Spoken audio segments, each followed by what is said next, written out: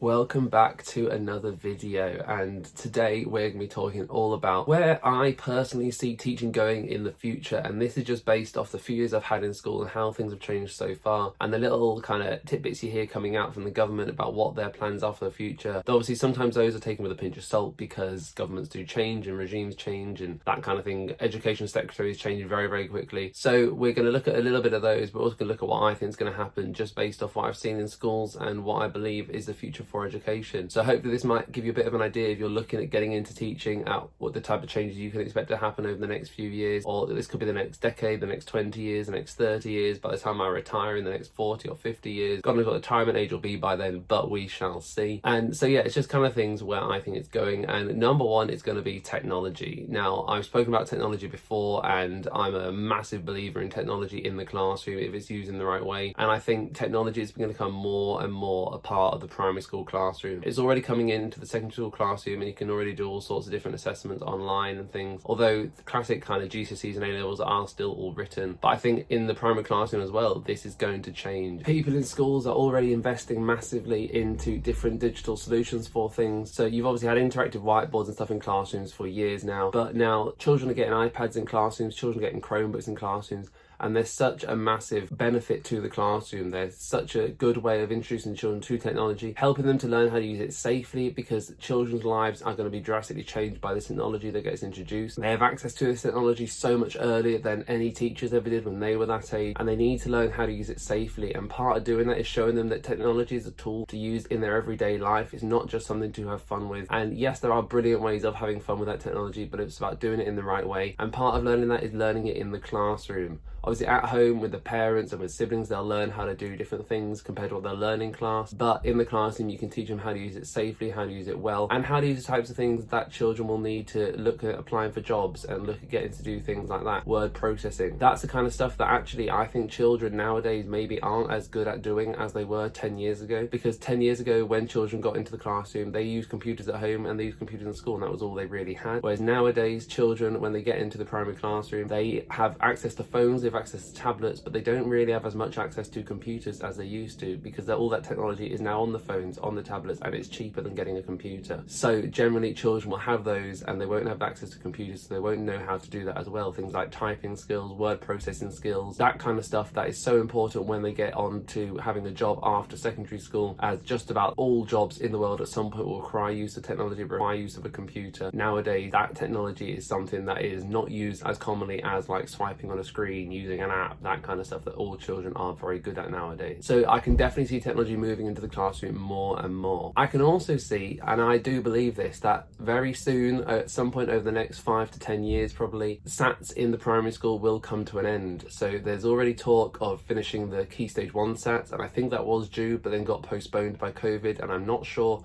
off the top of my head if they're still planning on cancelling the Key Stage 1 SAT. But I think SATs in Key Stage 1 and Key Stage 2 will come to an end at some point over the next maybe 5 years. Now, it's very interesting in 5 years to make a video on what I'm talking about right now and see if that's true. And I do hope it is, but I don't think SATs will be completely got rid of. I think they will be replaced by something else. Now, what that might be, who knows? I don't want it to be something similar, because to be honest, I don't think the SATs do a massive job for the children. I think they're great at scoring schools, and you can give a test to everyone and the kids can get the result and the children can pass it or whatever they get. And once you give that test to everyone, then obviously how the schools do, you can rank them. And I do see the point in that, and I do see the benefits, but the pressure that gets put on the children on doing these tests is extreme. It is massive, and there's just no way around it. And I think that's something that really, as children move on and go to secondary school, the SATs aren't that necessary. The SATs are just a stepping stone to the next set of tests. When they get to secondary school, they'll all get tested and then all get put into sets based off whatever test they do at secondary. That's not something that they'll be focusing on the SATs really, apart from maybe for the first term of year 7. And now that is the case with everything and with all tests that you do in your life. Your SATs are a way to get into secondary school, your GCSEs are a way to get into sixth form, your A-levels are a way to get to uni, university degrees are a way to get your first job. But once you've got to that next step, those degrees and those qualifications that you've had, they're nowhere near as important after that next step, because you've got better and higher and more qualified qualifications. So I do believe that's something that's wrong with the education system as a whole, but it's the way it is at the minute, and I'm not campaigning to change it, because quite frankly I don't know how I would change it. I don't know what would be a better system, but I do know that the system that we have now doesn't work the best for all children. children. Personally, for me, I'm not someone who enjoys tests. I'm not someone who enjoys revision. And so, you know, I can teach and I can teach well. I can encourage children to do the best, and that doesn't impact on my teaching skills. But personally, I know and I do relate with the children that don't enjoy the tests and don't enjoy doing the revision for the test, because it's not something I ever enjoyed in school. I much enjoyed the kind of coursework approach, doing things in stages, bit by bit, having a list of things I needed to get done and doing all of them over time rather than learning everything for one set date. It's just not something that sat well with me throughout my whole time in school, all the way up to sixth form. And that's part of the reason why when I went to university, I took a course that everything was presentations and it was coursework and it was essays, and there were no tests at the end of the year, and that was something that really appealed to me. And I do believe that's partly why I did well at university, because the course suited me, and when I picked the course, I made sure I picked courses that were right for me rather than just a course that looked good on my CV or something like that. So yeah, I do think those SATs tests in primary schools are going to change, but I can't tell you what they're going to change into, but I will find out, I guess. Now, the next one is not something that I thought of. I found it online somewhere where they were talking about kind of a national scheme. Now, I'm a big believer in teaching through schemes of learning. I think the schemes that are online are,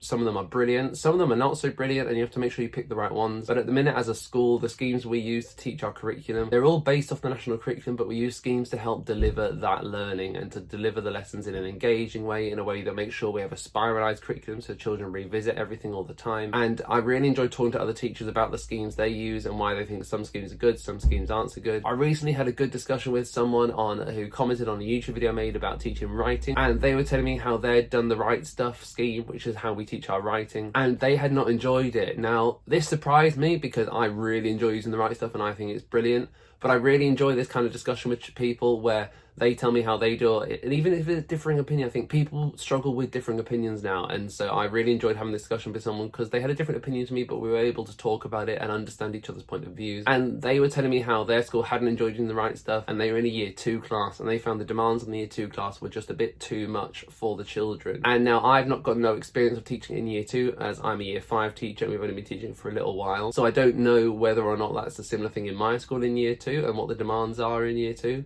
But I know in year 5, it's really suited the class I've got in the minute, it's really suited the children, and they've done really well with it. So it was a really interesting discussion to have and to get a different point of view. So as always, for the rest of you guys watching this, if you do hear anything in this video that you either agree with or disagree with, then just let me know in the comments down below. I'd love to hear your points of view as well. But yeah, I do think there's going to be some kind of a shift towards something similar to the Oak Academy that was released by the government during COVID, where there'll be some kind of national scheme of teaching.